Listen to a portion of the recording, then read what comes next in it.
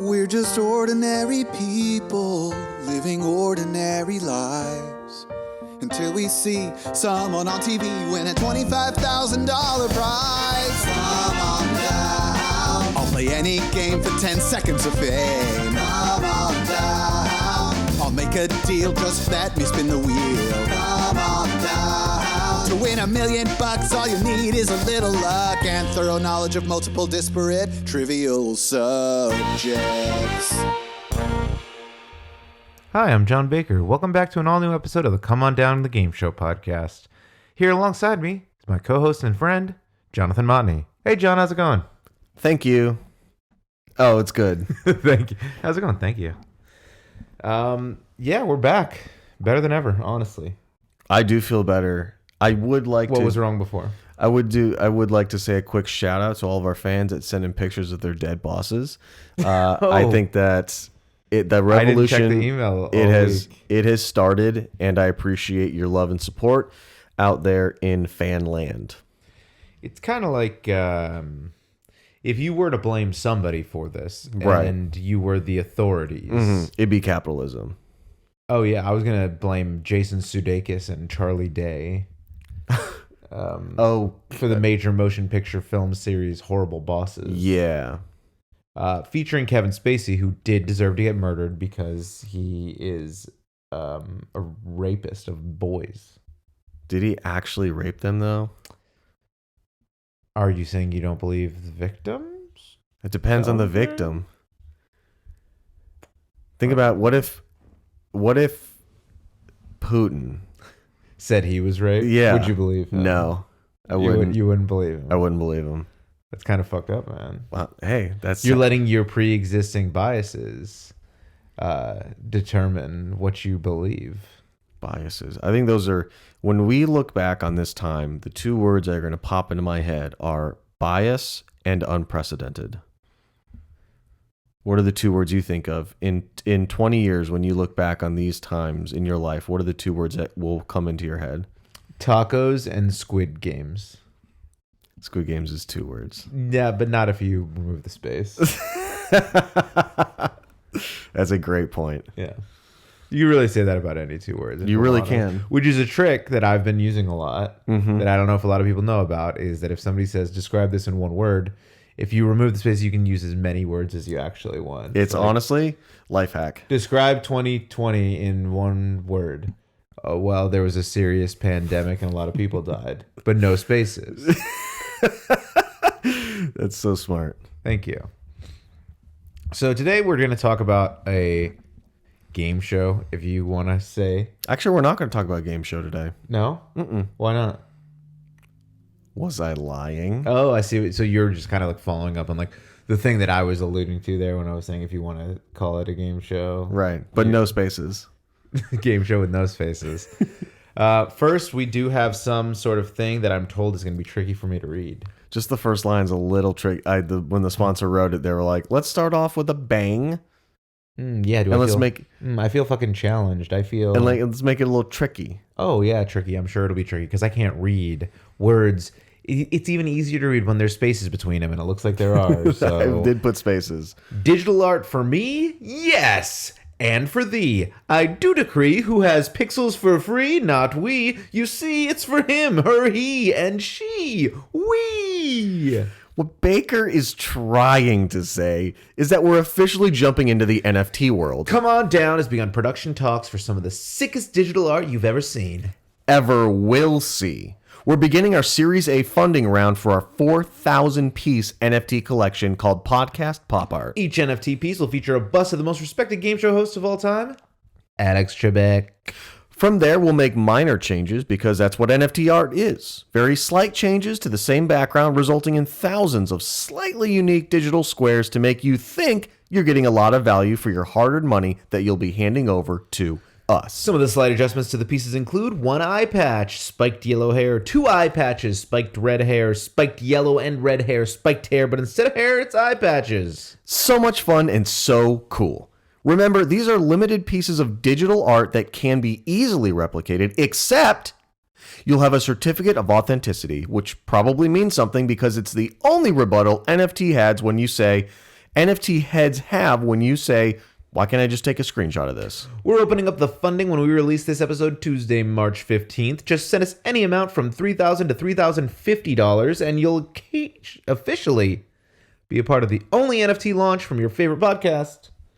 Come on down. March 15th, this episode. Beware. Beware. The Ides You will be... of March 15th. Oh, I like that. Caesar got... NFTs. How come there aren't any he got an NFTs of Caesar? NFT of a knife in his back. NFT, what would that... naughty freaking... Naughty fictional time. That's right. I don't believe in Julius Caesar. I don't believe in the Bible. I don't believe in Shakespeare. None of it. It's not real. Those are three very specific things. I don't believe in Julius Caesar. I don't believe in the Bible. I don't believe in Shakespeare. I think those all go hand in hand. Mm-hmm. Yeah, I mean, if you They're all believe written by Shakespeare, right? the whole Bible is in prose Yeah. and cons.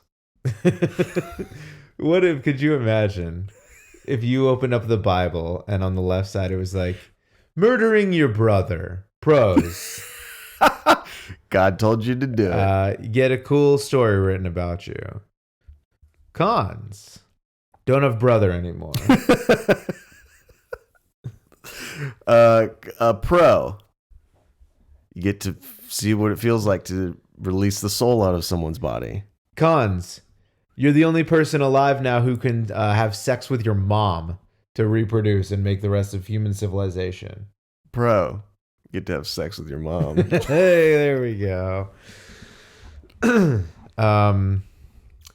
Yeah, I was what was I reading?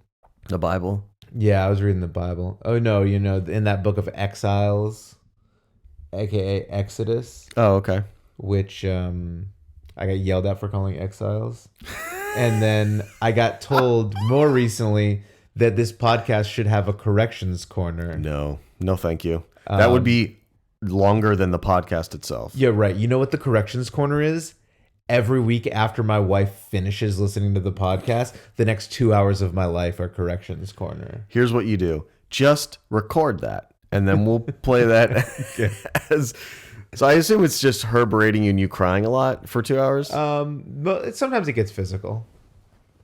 Okay. Like I start jerking off while she's telling me. Wow, just a double jerk off cry situation. Yeah. Okay. Yeah, so sorry if we get anything wrong in this episode to anybody out there who cares that much. Here's the thing. In life, you don't get a corrections time. You know? And I think what we're trying to show is a reflection of reality. And reality doesn't have a correction time. So therefore, if so facto, pros and cons, we are not going to have a correction time. And that's why we do everything backwards on the video, because we're trying to show a reflection. And that's what you would see Right. in a reflection. We're truly upside down. And the thing I was saying about Moses that I remembered now was that in the book of Exodus, he spent 40 years walking through the desert. Right. When they left Egypt to get to Jerusalem, which is where they ended up going. They ended up, building a big old temple there and a city and whatnot. Sure. Careful. You might have already said something incorrect. Oh, sorry. A large village with a metropolitan area. They had an opera house. It was the first Disneyland location is what it Yeah. was. Moses Land. And it took 40 years. And if you Google Maps it, it takes 6 days to walk that from. Yeah, but did they get lost a whole bunch? But how much, they're on what's it called? The Arabian Peninsula? Is that what it's called? I refuse to agree with anything you say now for terror. I'm terrified that we're both going to be wrong. Okay. Well, if you disagree, Sure. then we're at least airing the correct thing on the podcast. Because I'm saying it and you're saying no to it. Right. So everything you say, I am going to deny. Okay, yes. So on the Arabian Peninsula, is that right? Maybe. Okay, so I think you could kind of circumnavigate the whole thing in many, many times in 40 years. I don't know how you kept missing Jerusalem. I think that this is one of those stories you're supposed to Do you take as think- metaphor. Do you think Moses' wife kept being like, I told you we should have turned back there? And she's from New Jersey. Yeah, well, she's Jewish. I assumed that was what she.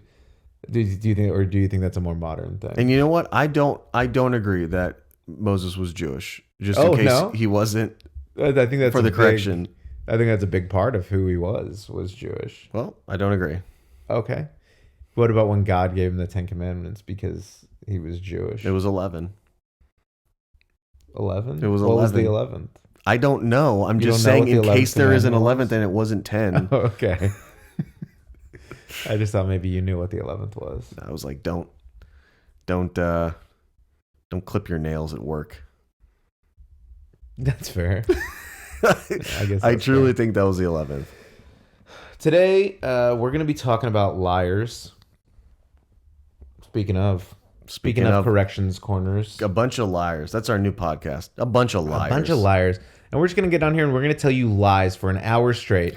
And one thing we said was true in the episode. And you have to figure out what the one thing was. And if you can, postage stamp an envelope and send it into us with what that one thing was.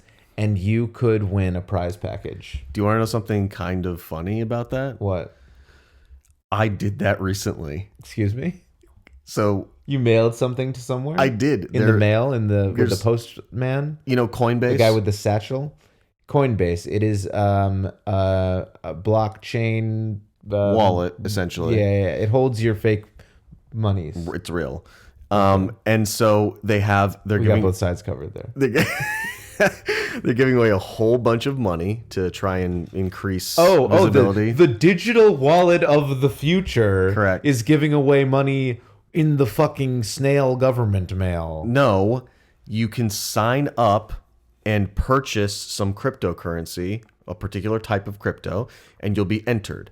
Or What type? in the .2 font at the bottom, it says you don't have, because I don't think you can't legally make someone purchase something. That is correct. In order to enter a be entered. sweepstakes, yeah. So they always offer the opportunity for you to mail something in. So I wrote on a postcard my name, my email address, and my address, and I sent it away. Nice. Did you win? I don't know. They haven't announced it, or I have not won, one or the other. Or it hasn't gotten to them yet? No, it definitely got to them. They're in, I don't know, Hoboken, New Arabian Jersey. Peninsula or something. I don't think that's what it's called. It's going to take 40 years to get there. That is the problem. They have great postmen and post women. No, probably not post women. If I'm being honest. Just regionally generalizing. Probably not post women. Probably not. But yeah, they. You know how like over here we have come rain, come sleet, come snow. It's kind of like the saying of the post office. Coming snow, pro. You get to snow whenever you want. Con, it's cold. Like it freezes your penis tip every time. And then like somebody gets their tongue stuck to it and they can't. I love how I can say like come rain, come snow, and the first thing you think of is coming snow. Yeah. Yeah. I guarantee you What at do you least mean? 5% of our listeners thought do the you same mean? thing. I don't think we have enough listeners for percentages to break down that way. So today we're talking about the Liars Club. The Liars Club. It was a television game show that aired in 3 different times. And it was also the sequel to Breakfast Club. That is true. So it aired in 1969, which is actually close to 20 years before Breakfast Club originally came out, or about 15 years before. So it was like Breakfast Club is more of a prequel of Liars Club, I guess is what the way you would phrase it. So it aired in 1969, then from 1976 to 79, then from 1988 to 89. So there are 12 episodes. There's a little more than 12. Okay. There's not as many that exist anymore because all sorts of tricky things about the way recording tapes and whatnot worked back in the day. Mm-hmm. But I'll get into that a little bit. Good. Because, for example, 1969 version of the show. What are you doing? Just getting comfortable. This love seat has a recliner? You have one too. How many times have we done this here? And I never knew there was a recliner. I don't know. You're just not an observant individual, But also, I guess. I like how you were able to recline it 1 inch. And you said you were, quote, getting comfortable. And guess what? I'm 1 inch more comfortable now. That's how I feel when I take off my boxer briefs. My 1 inch is more comfortable. Yeah. See, I don't think of dick stuff when you say that. Isn't that strange? So Liars Club, it would seem to be a play off of Friars Club, Mm-hmm. which is an organization. Which is an organization that was founded in 1904. I found out. I did a little research. That's so It's old. kind of my job for this thing. In New York, the Friars Club, for those of you that don't know, is like a private club that is mostly for comedians and other entertainers. Famously, they hold their Friars Club roasts. Starting in 1950, Sam Levinson, who was a humorist, because that's a word that fancy people say for comedian, which really just means like not really funny, but like writes articles in the New Yorker with a comedic bent. And I don't know, maybe Sam Levinson was a very funny like stand-up or actor. Or I don't know who the fuck Sam Levinson is. It's okay. You say he is, and I'll say he is not. Okay. So, hey, Erica, fact check that. But he was the first one roasted, and his Wikipedia called him a humorist. So there we go. But Friars Club was founded in 1904 as a way for like mostly theater critics to try and figure out who was pretending to be a theater critic to get free tickets to shows. No way. Yeah. Because people would just like say that they were a critic and get into shows for free to quote unquote review them. That's brilliant. Which is a random guy. I'm gonna start using that. And so in 1904, the theater critics got together and formed this club to be like, all right, let's make sure who's going to the shows so that we figure out keep these riffraff out of here. Mm-hmm. Because like imagine watching a show next to a person that can't afford to pay to get in there. It must feel disgusting. I wouldn't want that. Exactly. Who would? You're ruining the whole experience for everybody. All the hardworking, wealthy elites that did pay to get there. Yeah. So, they started, for like 50 years without doing roasts. They did like toasts instead. Oh, positive affirmations like I think, and look backs on people's lives. And so the thing that I found out that I thought was I was being Liars Club bamboozled was that in 1908, their first like toast was to Oscar Hammerstein. Oh, a playwright. Yeah, like Rogers and of that fame. Oh, I thought that was one guy. Rogers and Hammerstein? Yeah. That was one guy? I thought it was one. You thought his name was Rogers and? No, I thought his middle name was And. Rogers and? Hi. Hammerstein. Rogers and Hammerstein reporting for duty. Yeah, so he was honored in 1908, which was surprising to me because I thought he was not that old. Yeah, I would totally agree. Because like Guys and Dolls, when was that written? Like the 40s? Or 50s, 60s, 70s. Correction. And the funny thing is, that is something that my wife would know and would be upset about. You know what we should do? And I truly think that this is a good idea. What's that? Do you know how there's line 5 guy or line 4 guy on the ticket? You know, remember when that was a bit? We should have Erica call in and be a co-host on the line with us so she can scream out corrections as we get it incorrect. Okay, hold on. Well, this is important probably. Okay. Rogers and Hammerstein did not write Guys and Dolls. Thank God. Thank God we did live fact checks. And by the way, you know what's crazy is how So this entire time, Eric has been screaming at the exactly. You idiot! By the way, music and lyrics by Frank Lesser. Never fucking heard of this guy in my life. Who wrote this? Just Wikipedia? Roger? Frank Lesser. Frank Loser is how it's spelled, but I think it's Lesser. Lossier? Lossier. Loser. Probably Frank Loser. But yeah, so that was crazy that I just got that totally wrong. Did you do Oklahoma? Wait, this can't possibly be true. It says he was born in 1895. How could the Friars Club have tested him in 1900? This is the second. Look at the first. I'm so confused. Oscar Hammerstein the first. Oh, you know what? That is what it is. It was his dad. That's why the confusion. So this guy wrote the plays, but his dad must have been in... His dad was also in theater. His dad was a theater impresario and composer. There we go. Fucking, what's that Keep thing it in called? the family. We're right. What's that thing called? Nepotism? Yes, nepotism. Fucking nepotism. That's all Hollywood is. Yeah, I agree. Yeah. So which ones did he write? Oh, the second? Yeah, I guess. Yeah. He ended up writing Oklahoma, Nice. Carousel, South Pacific, The King and I, The Sound of Music, Dude, can you imagine being so talented? Showboat. No, he was... Yeah. Oh, was he that talented? Because he didn't write Guys and Dolls. I mean, that's a good point. It's not... If he were that talented, he would have written Guys and Dolls. And the other ones I didn't know. I only knew Oklahoma. Yeah, and that's only because it's a state that was named after the musical. Yeah, it was also a play done in the 9th grade that I wasn't a part of because I couldn't sing. Oh, I'm sorry. It's okay. You didn't do... Wait, did you have something to do with it? No. I wrote a letter in the mail, and I sent it into the casting director. Sure. And it said, can I have some NFTs, please? And put my address. Okay, I said, PPS, don't cast Jonathan Motney in Oklahoma. And did you get any NFTs in return? Yeah, I'm incredibly wealthy now because I got an NFT in at the bottom. I got an NFT of Oklahoma, the musical. I own the musical now.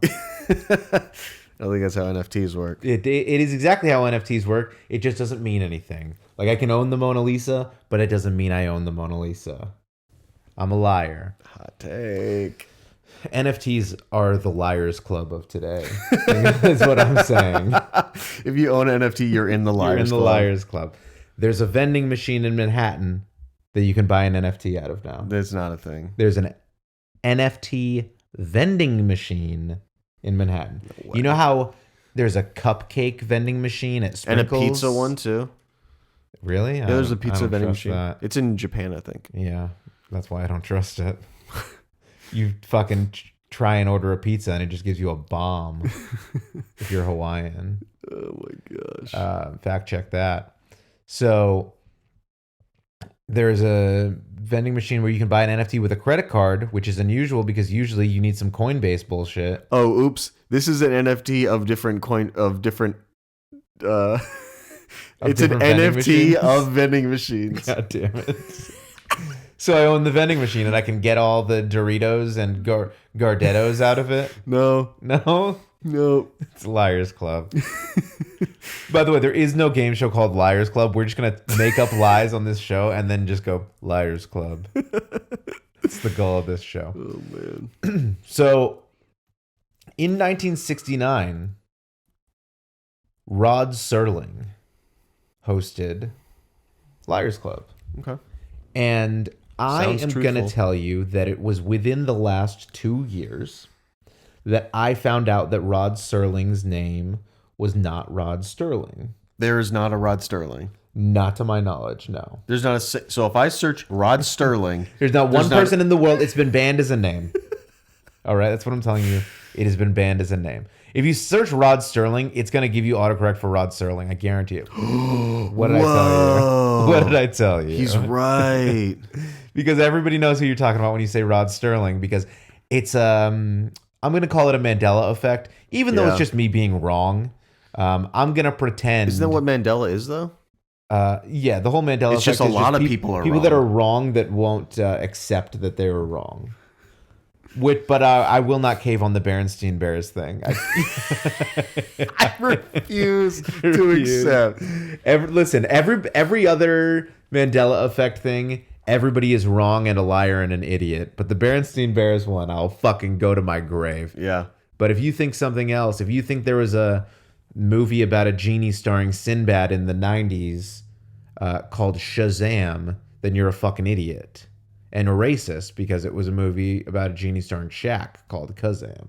Oh. That is one of the biggest Mandela effect things out there is people claiming that they remember seeing a genie movie starring Sinbad in the 90s called Shazam. And it's not real. And it's weird that so many people claim that. And they're like, yeah, it is weird, right? That all of us remember it. And I'm like, no, it's weird that you think you do because you don't. You're making it up. But it has an IMDb page. No, it says, we found Sinbad's Shazam's genie movie. Is that the name of the movie? Is that the name of this documentary? Oh, it's a College Humor original. So it is a web video. It's a fake video. And it looks like they got Sinbad to be in it, which is a good bit. But Rod Serling, with no T, hosted the initial incarnation of Liars Club. Okay. What else did he host? Rod Serling? Yeah. Baywatch. Do you think there was a host of Baywatch? Yeah, it was the guy it was whoever did the voiceover.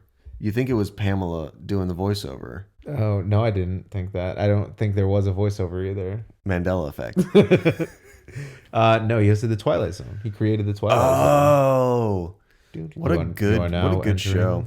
The Twilight Zone. I had never watched it until a couple of years ago when Jonda made me watch some. The like original 50s ones? Yeah, I watched the one about the plane, the creepy thing on the plane. Oh yeah, they remade that one. It was something at 20,000 feet. Not interested in the remake.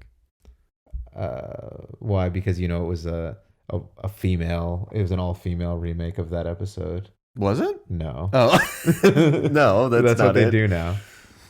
Yeah, in the Jordan Peele version. You know how you can watch it? Paramount Plus. Exactly. Is it Paramount? Or It is actually Paramount. It is actually Paramount Plus. This is the one time it is actually Paramount Plus. There were some decent ones. There was one with Kumail, where he was a comedian, if you can believe that, him in that role. Oh yeah, and everything he joked about came true. Yeah, that was a good one. I did watch that one. Yeah, I think they put it on YouTube when it first came out for marketing. Try and get people onto Paramount Plus. But Rod Serling created the Twilight Zone in the 50s. He actually originally had an idea for like one episode that ended up getting produced and hosted by Desi Arnaz on CBS, and they just made it as a one-off, like a special. Mm-hmm. And it went well and had a good reception, and they like went back to him and they were like, okay, yeah, make more of those. And so they wrote more episodes and called it the Twilight Zone. And that's what we're trying to do here. We're just hoping that one of these catches some traction. Yeah. And so that somebody reaches out and says, hey, keep doing that. Every day of the week, we release a podcast about a completely different subject. We have a game show podcast.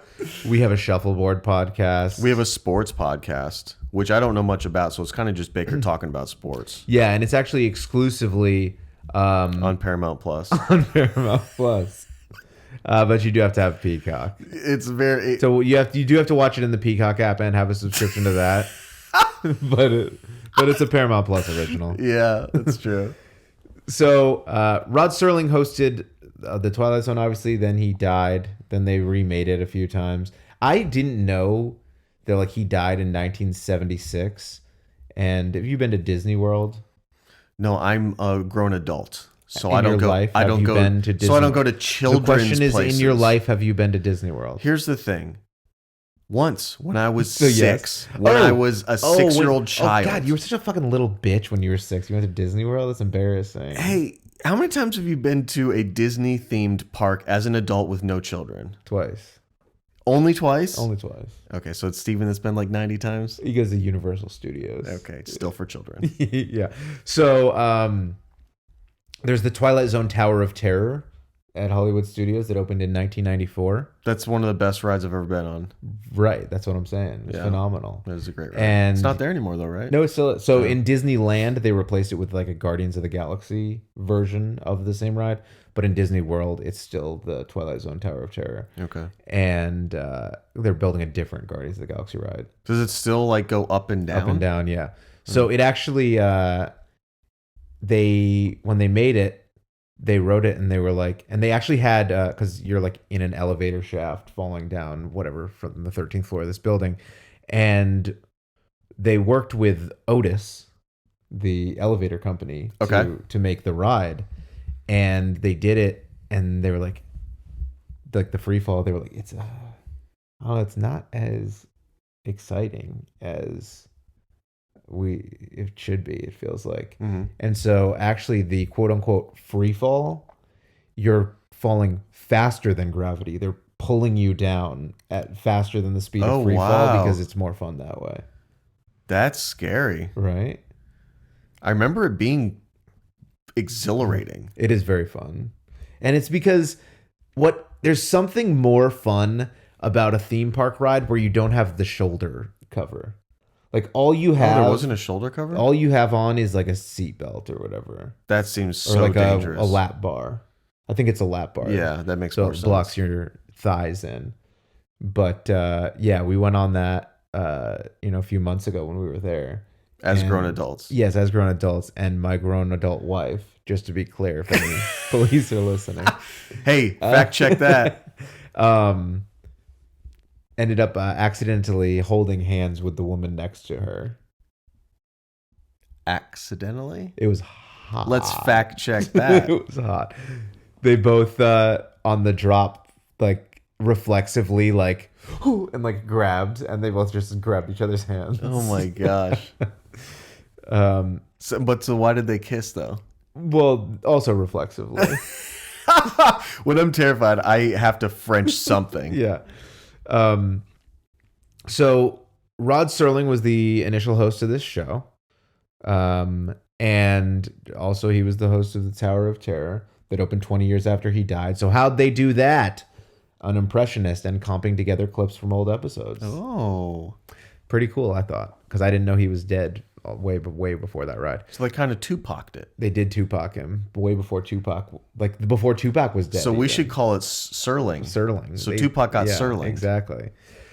So the Liars Club is kind of the opposite of To Tell the Truth, is what I would say is what it is. That's what a lie is compared to the truth. But I mean, if you took the game show To Tell the Truth and then you flipped it upside down, you would get... You're seeing a mirror version of it.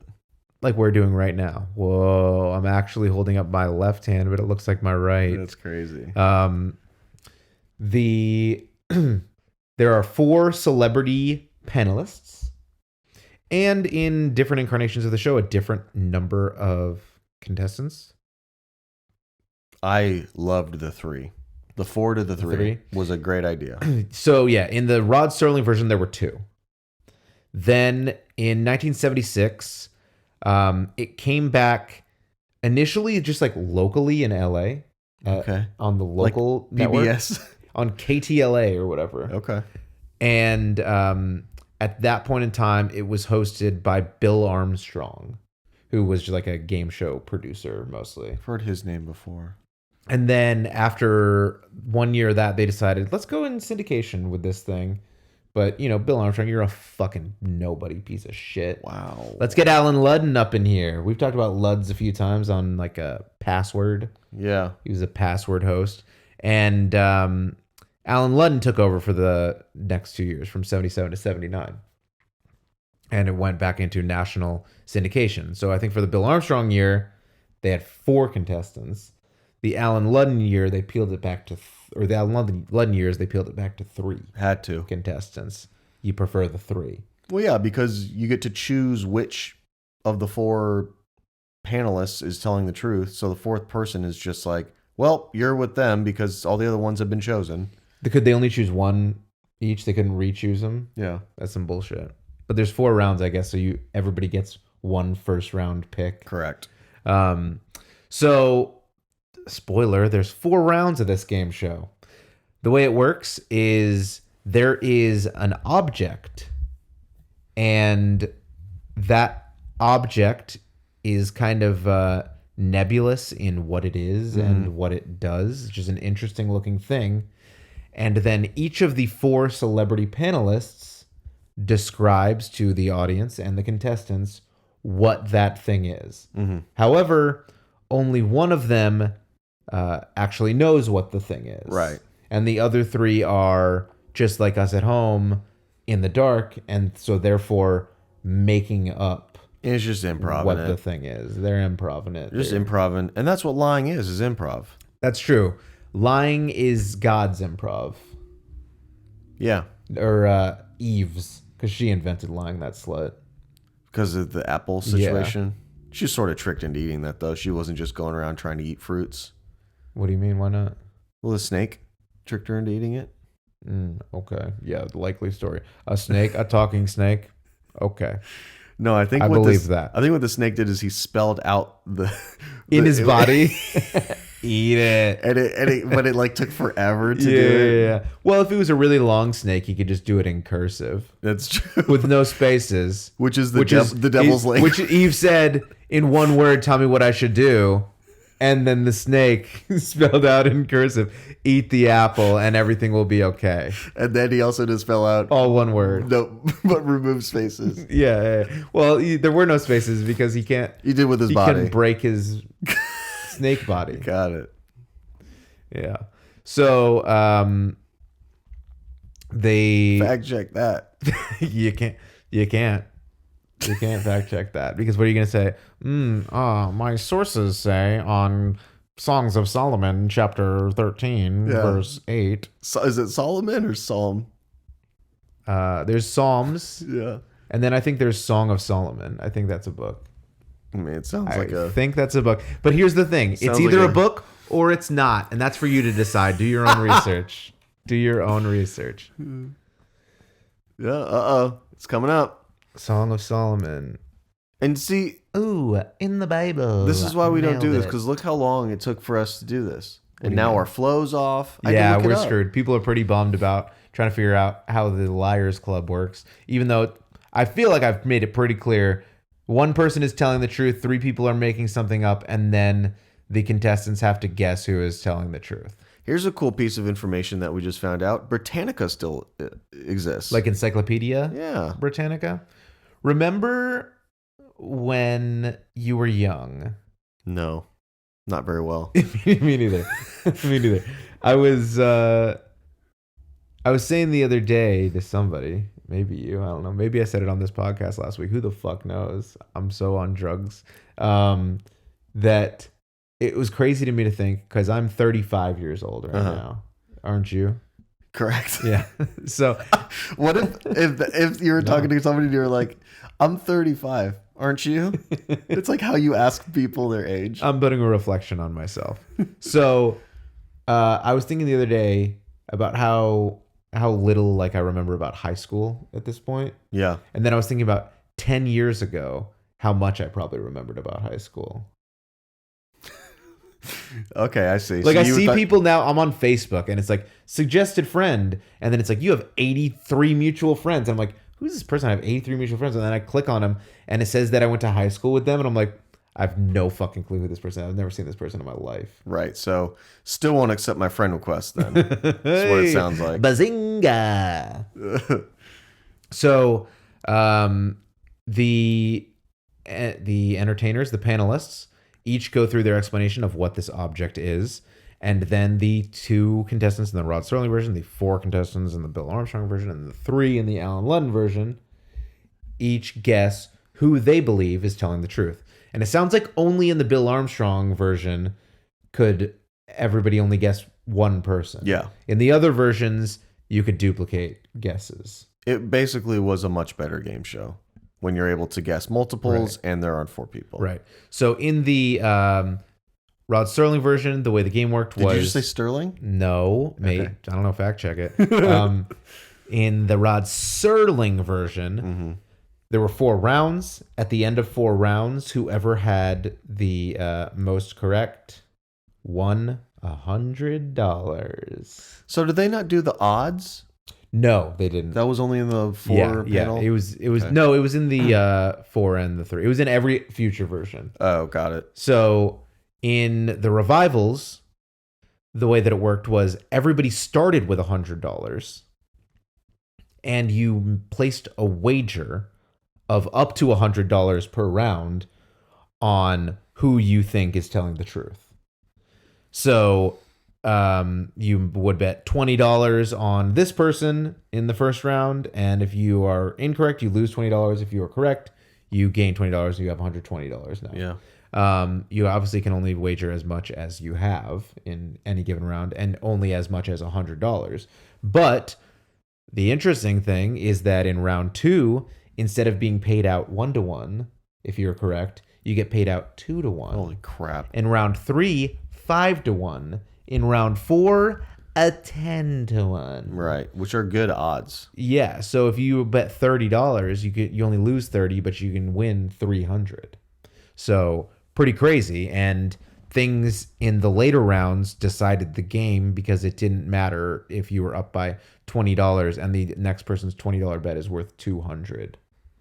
So that was what determined the winner at the end of 4 rounds in that version.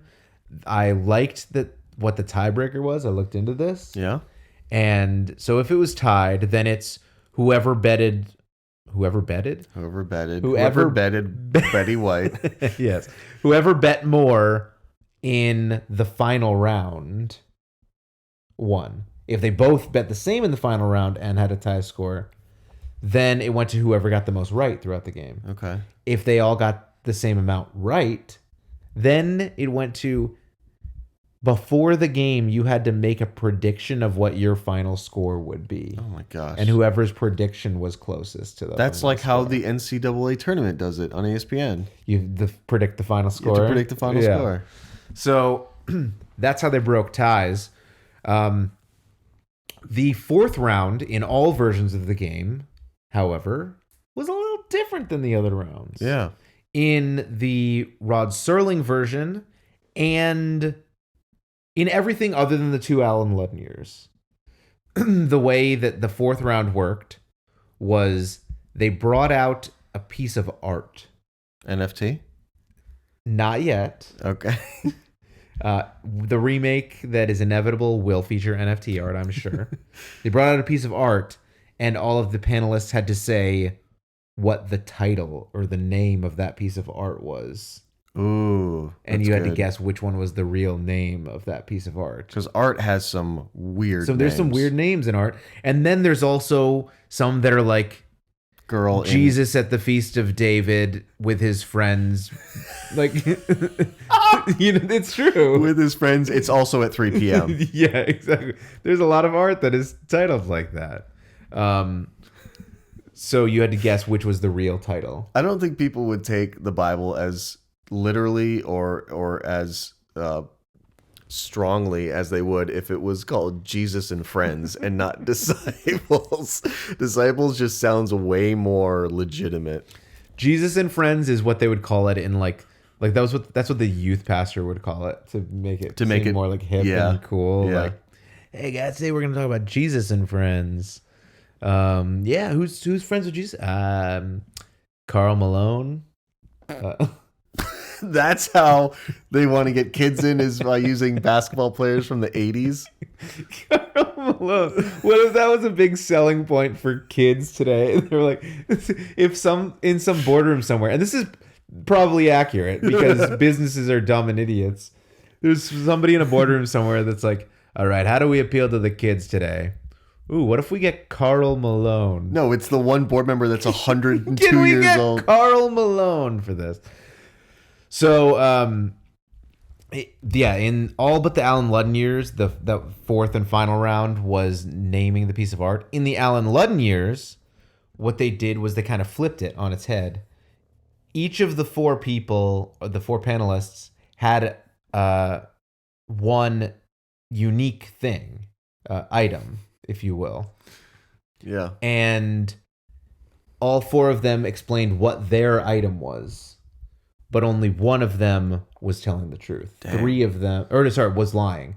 Three of them are telling the truth about what that item is, and one of them is lying about what their item is. Have to guess the liar? You have to guess the liar, flips it on its head. Whoa! Only one liar, guess who it is. I wasn't ready for that.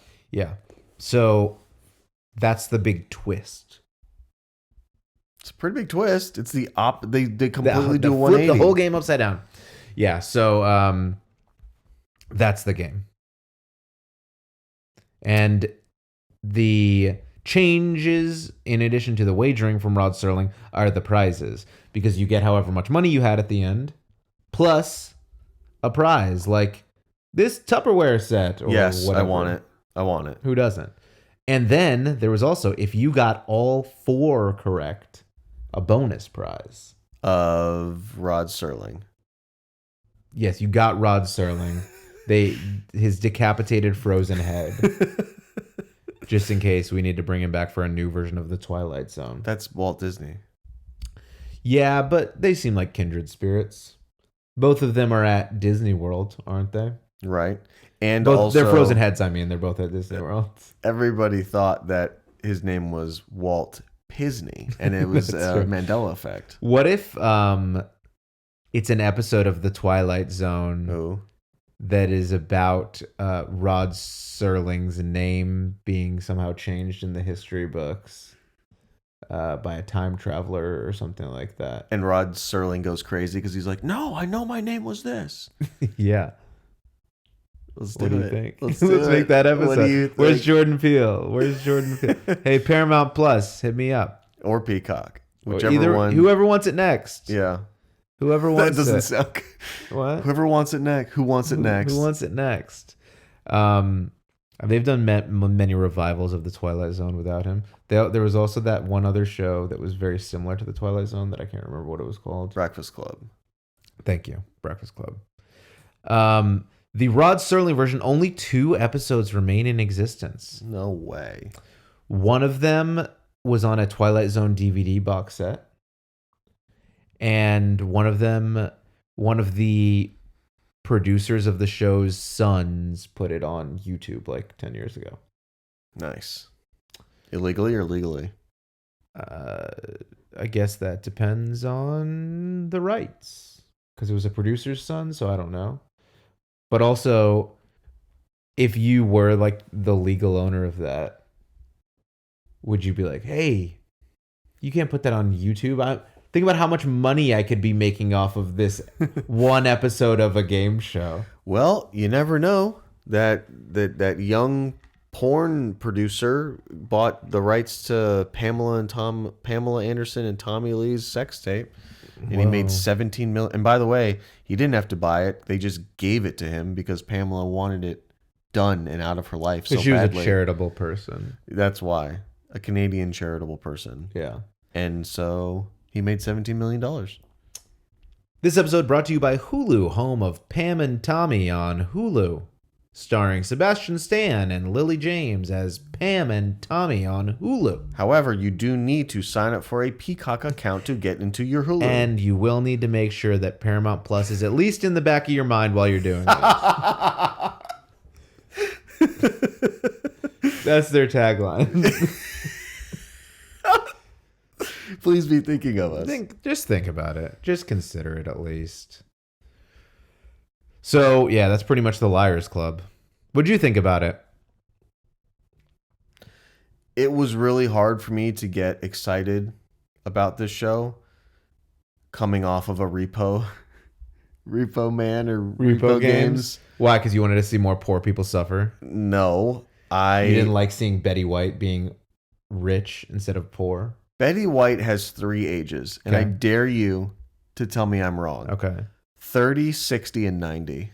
Okay, so you're saying she was 30 on this show. She was 60 on the Golden Girls, and then she was 90 when she died. I'm saying through her entire career, when she was younger, she looked 30. And then for some reason, she just started to look 60 years old. And then at the very end, before her untimely death, she looked 90 years old. So, right, I was just saying, like, I was putting those when she looked those ages. Right. And you're not hearing me because when she was younger, she looked 30. Okay. What about when she was on those topless playing cards? 30. Okay. I'm telling you. So yeah, she was a frequent panelist on this show, the Rod Serling version, and obviously she was married to Alan Ludden, so yeah, obviously on the Alan Ludden version, but she was also originally on the Rod Serling version in '69. It was the summer of '69. Bryan Adams. Is that his actual name? I don't know. Could be Ryan Adams, the guy who Brian Reynolds. Brian Reynolds, the guy who sings. You know, he was married to Mandy Moore and he got accused of being a bad guy. Like, is that a legal thing that you? That is illegal. Yes, you can bring suit for being a bad guy. You're a bad guy. Sometimes in legal terms they call it a no good Nick, but no good Nick. No good. This guy's a real no good Nick. But yeah, the Buddy Hackett was another frequent guest of the program. He was very funny and very good at lying. Every time he was telling the truth, I was like, no, he's lying. No, exactly. What I liked is that people who are telling the truth found ways to make it seem preposterous. Yeah. So that it would be less obvious that they were the ones. They would act like, I'm just making this up on the spot. Yeah, exactly. This is something you put in a butt. And it actually was that thing. Like I saw one with Buddy Hackett where there was a thing that looked like big tweezers almost. Okay. Big gigantic ones. And people were like, oh, this is nutcracker or whatever. And then it got to Buddy Hackett and he was like, no, this is something it's a grabber and a puller. You pull people along by it. And he like clipped it on his nose and like pulled him. So you say, get over here. And he's like, that's what you use it for. More specifically, like with a bull, that's how you pull a bull around. You know how they have the nose ring? You grab it and you pull them. This is a bull lead. And it was. Wow. Indeed. That's a thing? Yeah. So yeah, you gotta be a good liar. You gotta be a creative liar. You do. In many ways, because you need your truth to fit in with all the lies that are probably ridiculous sounding. Yeah. Do you remember the story I told you when I told a kid on the bus that I was an angel?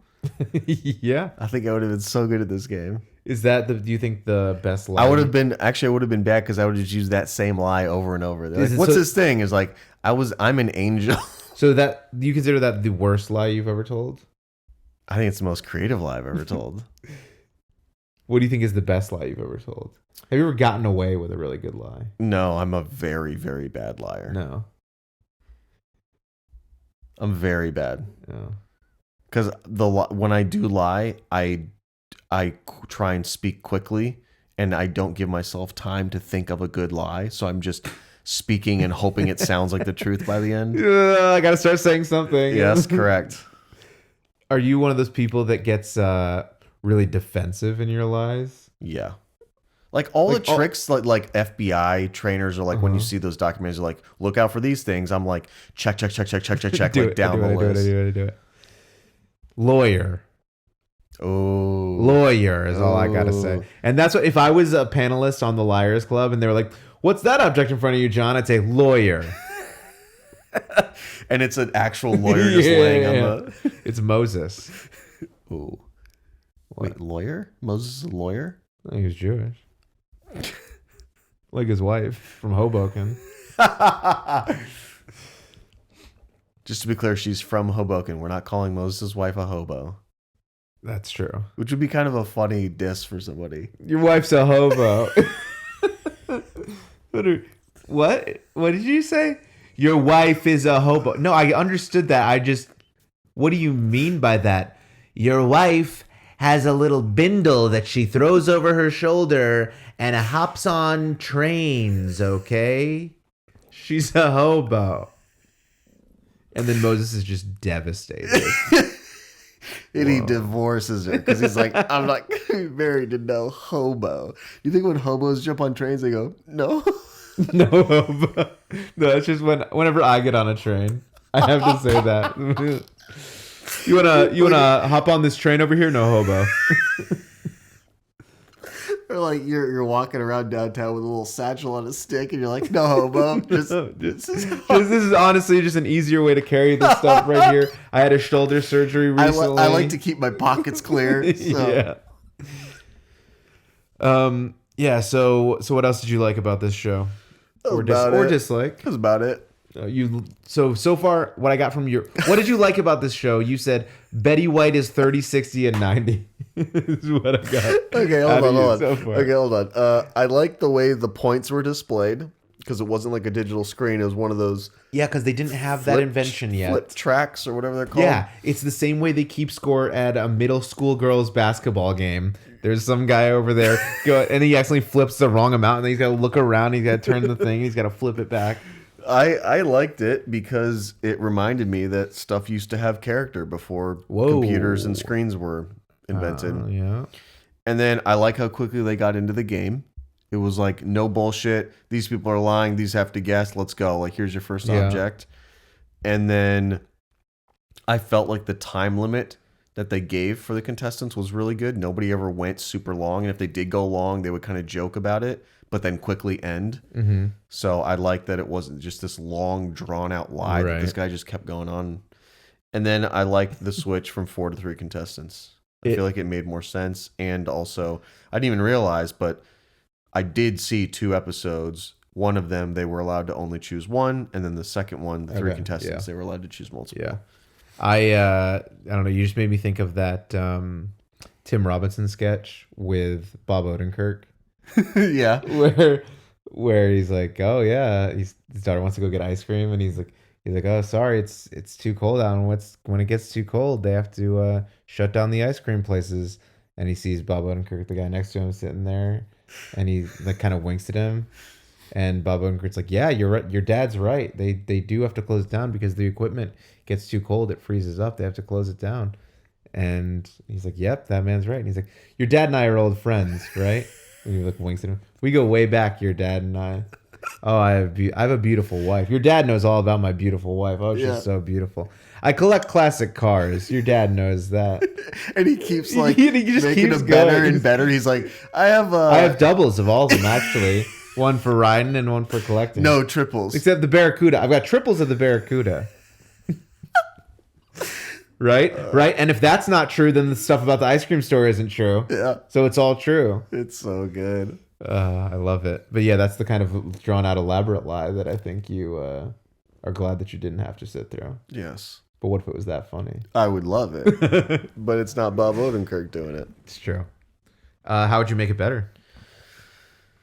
They would have to do a pantomime round where the liars have to act out how the object was made or used. Ooh, guess what? When we were looking at this show, there was some pantomime show that I was looking at that we may have to dive into in the future. Okay. A pantomime show. Are you diving in? Is that what that is? God, I'm so good at pantomime guessing. And then I want to see a panel of just all Betty Whites. That's fair. Like a 30, 60, 90 Yes, perfect. Betty White. Perfect. All ages of Betty White on the same panel. Yeah. I like celebrity panel shows, I've decided. You love them, dude. And here's the thing. We used to have them in the day. Very common. We had this. We had To Tell the Truth. We had What's My Line. We had I've Got a Secret. We had Match Game, etc., etc. Mm. In the UK, they still have them left and right. We talked about Taskmaster. Yeah. There's 8 out of 10 Cats. There's the other one that we did. But anyway, they still have a bunch of them in the UK. We don't have them over here, really.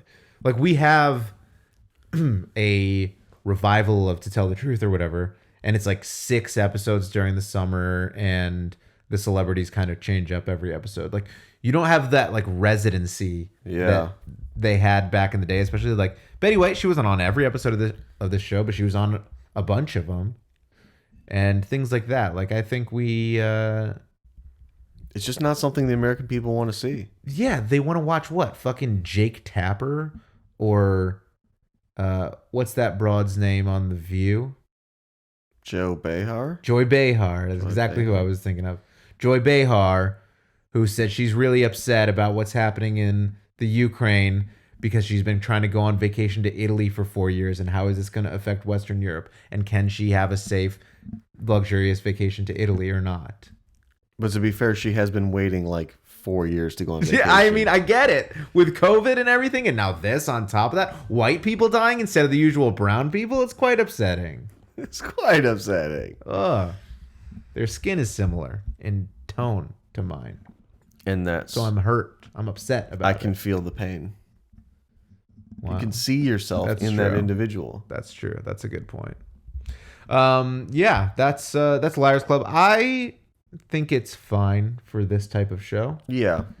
Like, I think it's entertaining enough. I think especially in the time period where these celebrities are relevant, I think that obviously makes it more entertaining because you can somewhat relate to these people. You see them in other media and have maybe some sort of affinity for them or whatever. Or maybe you hate them. Then you wouldn't watch the show, I guess. Yeah. If you're just really anti-Buddy Hackett.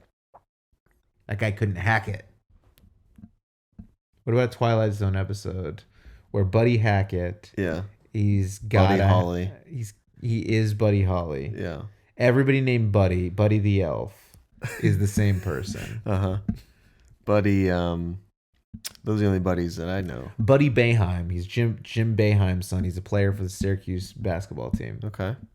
Don't name your kid Buddy, I would say, is my advice to you. I'd say that's probably solid advice. That's not a good name. What if you Hey, bud. What if you named your kid Friend? Hey, friend. Friend Montney. Friend in Hammerstein. Hey, friend. But his dad would have to have been famous first to get that proper bump of cocaine. Yeah. Exactly. Yeah. How many buzzers are you giving this show? I'm giving this show 3 buzzers. See, I was going to give it 3 buzzers as well, but I'm giving it a 0.5 bump because of Betty White. Ooh, which Betty White? A 60. Hell yeah. I'm right there with you. I sometimes lean a little more towards 90. Do you? She was 99 when she died. Untimely. It was untimely because it was days before the Time magazine episode, People magazine, like celebrating Betty White's 100th birthday came out. Yeah. And she was on the cover of it. I mean, that's what you get for pre-printing stuff. Don't celebrate things that haven't happened yet. Yeah. Dewey defeats Truman. Didn't we learn? Because don't print those papers. He didn't don't do print it. those papers. Yeah, so Liars Club, it's fine. It's really impossible to find and watch the Rod Serling version unless you have a Twilight Zone DVD, or you can find the one episode that's on YouTube. There's some Alan Ludden versions that ended up, circulating through syndication throughout history. And then the 1988 version with Eric Boardman called New Liars Club was just... New Liars Club. Yeah, it was kind of a time where they were doing like the new Newlywed Game, and it was just the same thing, but they put new in front of it. New Coke came out around the same time. Let's put things into perspective for you. So new was big in the late 80s, early 90s, and meaningless. There was a lot of new stuff, though. But it was mostly just old stuff that they put the word new in front of.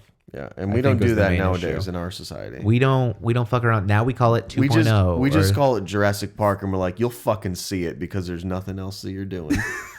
I remember that when the internet changed a little bit, like social media became a thing and it became more accessible, people started calling it Web 2.0. Right? Yeah. You've heard that? Yeah. And so now with like the blockchain and the NFTs and everything, people are saying Web 3, but as like one word. Web 3. Like we went so we had internet, I guess. Then we had Web 2.0, and now we have Web 3. We have to like change it. I wonder what the 4th version is going to be like. Nuclear fallout.